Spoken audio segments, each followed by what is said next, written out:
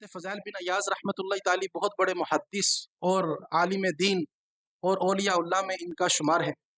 حضرت فضیل بن ایاز رحمۃ اللہ تعالی اس سے پہلے بہت بڑے ڈاکو بھی تھے، لیکن ان کے بدلنے کی وجہ کیا بنی؟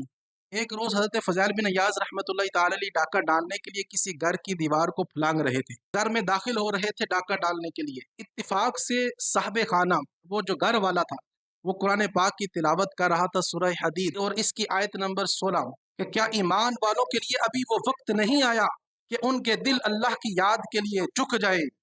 جب وہ آیت مبارکہ پڑھی اور یہ آیت جب پڑھی گئی، اس کی آواز آپ کے کانوں میں جاتی ہے۔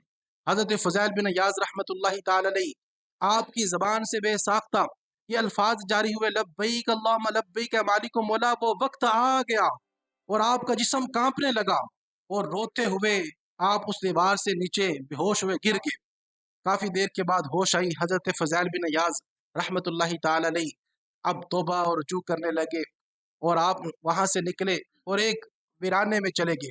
وہاں ایک کھنڈر نما پرانا مکان، اس میں آپ بیٹھ گئے کہ رات یہاں گزاروں گا۔ تو جب وہاں اس مکان میں بیٹھے تو قریب سے ایک قافلہ گزر رہا تھا اور قافلے کے شرکاء آپس میں گفتگو کر رہے تھے کہ ہمیں یہاں رک جانا چاہیے، ہم صبح یہاں سے پھر آگے سفر شروع کریں گے، اس لیے کہ یہ وہ علاقہ ہے کہ جس علاقے میں فضیل بن ایاز ڈاکو رہتا ہے۔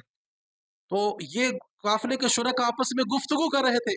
حضرت فضیل بن ایاز رحمۃ اللہ تعالی علیہ ان کی گفتگو سنا اور رونے لگے اور افسوس کرنے لگے اور معافی مانگنے لگے کہ مالک و مولا مجھے معاف کر دے، تیرے محبوب کی امت میری وجہ سے پریشان ہے، مائیں میرا نام لے کر بچوں کو چپ کرواتی ہیں، قافلے کے شرکاء میری وجہ سے سفر نہیں کر رہے۔